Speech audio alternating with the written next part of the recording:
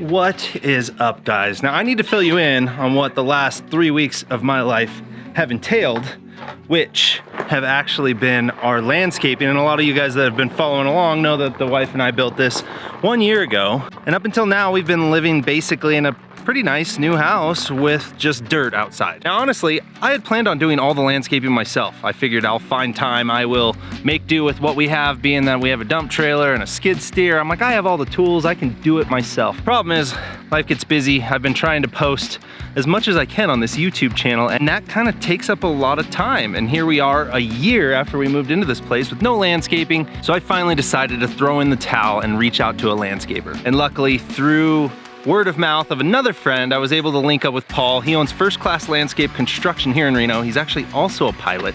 So I figured if I'm gonna hire someone, I'd rather that money's going to avgas than anything else. So linked up with Paul, decided at that point in time that I wanted to build a pond in the front yard, told Paul I will handle the pond as long as he could do the rest of the landscaping. I was able to at least do the pond portion as well as handling spreading DG and kind of helping move some of the dirt.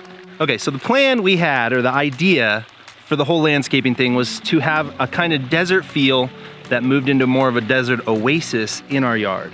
And I think we've achieved that. It was a bit of a challenge going into some of the stuff, given that I did the pond. I didn't know what I was doing. I basically got home from that flying trip in Idaho, got in a mini excavator and started digging.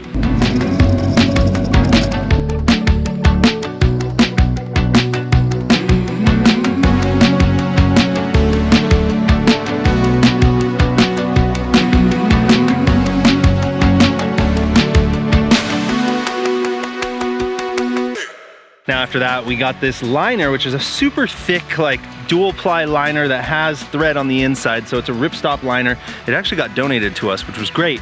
But we got that thing in there and started filling her.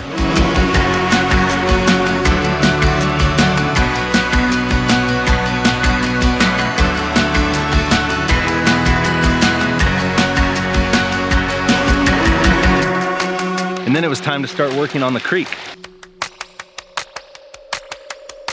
So we've been farming all the rocks for the pond and the little river going into it from our property, but we've kind of been running low, so we're trying to look at these other ones that I was thinking of getting. I like both of these just like this on the side.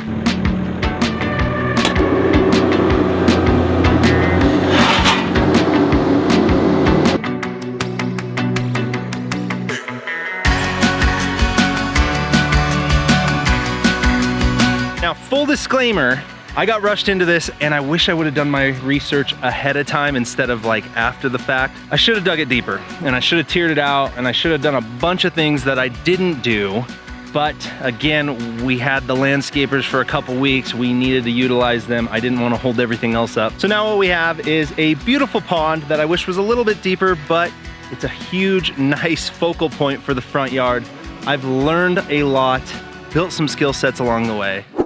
All right, guys, while on the topic of learning and building skill sets, it's time that I tell you about the sponsor of this video, Skillshare. Skillshare is an online learning community for creatives, where millions come together to take the next step in their creative journey. Now, Skillshare is really for anyone that's creative or curious, from beginners to pros, dabblers to masters. It's got it all covered. Skillshare classes include a combination of video courses and a class project. And since most classes are under 60 minutes with short lessons, they can fit into absolutely any schedule. Now, Skillshare's got classes on virtually every topic, from photo and video to illustration, design, productivity, freelancing, and more. Now, I think you guys have realized through watching my videos that I am a curious individual. I love learning new things. So even on projects like this, the landscaping project, I'm always learning and building new skills, which I love doing. Now, I know this doesn't directly pertain to landscaping, but I actually learned a lot in a class I just watched called Interior Design Basics, Simple Steps to Perfect Your Space. And a lot of the theory of that class, I was able to actually translate right over to exterior design for our landscaping. So the first 1,000 of my subscribers to click the link below are gonna get a free 2-month trial of premium membership so you can explore your creativity. Thanks again, Skillshare, for sponsoring this video. Now let's get back to landscaping. I think I'm feeling like a montage.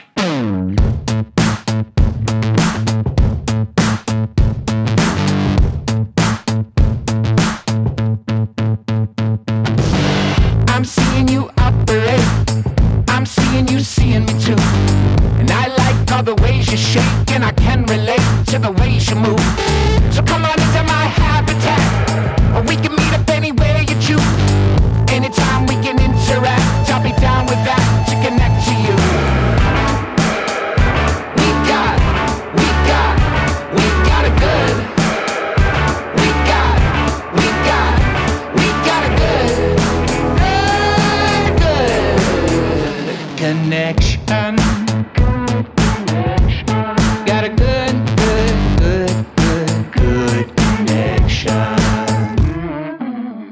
cool things about this whole setup behind me is that all the boulders in the entire pond and perimeter in the creek, obviously not the river rock, but the boulders all came from our property. We farmed them from different places on the property, as well as I had a bunch left over from when we cut the house pad, which I think is a really cool thing. So all these beautiful rocks that have moss and all that on them, this kind of tan granite, all came from our property.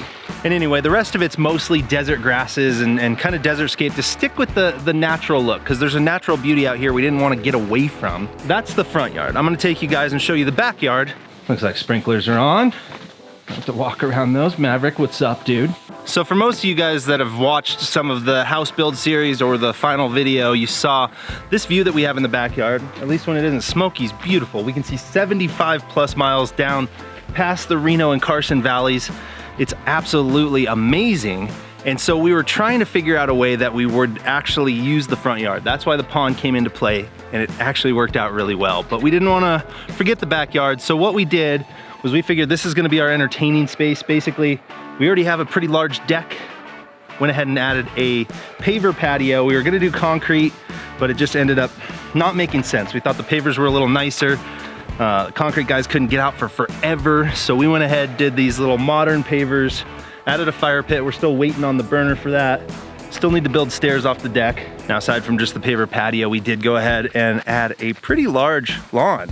And I know a few of my friends have already given me crap and said, Trent, why are you putting in grass? Grass is so high maintenance, you know, blah, blah, blah. They should, a few of them actually do the kind of turf, fake grass. But you know what? I love real grass. I don't mind maintaining it. Mowing the lawn's kind of like my little Zen chore that I appreciate doing. I take pride in having green grass, so it's something that I have fun doing. So big lawn, plenty to set up at least 3 sets of cornhole or whatever, should you have a barbecue. And then on the other side of that, we just put down riprap. It's just kind of the angular crushed rock that prevents erosion, keeps everything clean, and now we can finally let our dogs out in the winter and they'll come in with relatively clean paws. Maverick, no. That dog genuinely thinks that we built him his own little swimming pool in the front yard. He is impossible to keep out of it. So the whole idea that we were building our landscaping to keep things cleaner, I think is kind of null, because Maverick's just getting wet every time he's out here. But one other thing I should mention, and one of the reasons that we chose to do a pond out here, is for fire. I know that you guys probably saw my video on the little fire skid that we got and how close fires come this year. And honestly, while we were doing the landscaping, most of the time we were in the smoke. And just 2 nights ago, there was a huge fire, the Baccarat fire, I believe is what they called it, that we were looking at flames right here on this ridge. It was a night that we got no sleep. It was the 3rd time this year that we've been told we should evacuate. So having about 15,000 gallons is what I calculated above ground here, ready to suck from, because that little fire skid can draft. We could set a little mobile base station up with the Q-Tac fire skid, be drafting out of the pond. We have 15,000 gallons. You figure a regular wildland fire truck is about 500 gallons. So we have a ton of water. We could set it up to run hose all the way around the house and have enough to kind of protect the house. Again, we have pretty defensible space. I don't think that's gonna be an issue, but having extra water above ground here seemed like a worthwhile thing. Anyway guys, now you know what I've been up to for the last few weeks and why I haven't been posting any videos or flying. And we are currently under a TFR, even though it looks beautiful and clear out, there's still a smoldering fire right over the ridge. So as soon as they lift that, I'm gonna get back to flying. But anyway, I hope you guys didn't mind me venturing off the flying path, getting you guys a little updated on the house and the landscaping that we've done. But I'm gonna wrap this one up here. So you guys know the drill. Like this video if you do, subscribe if you haven't. Come be my wingman. See you on the next one.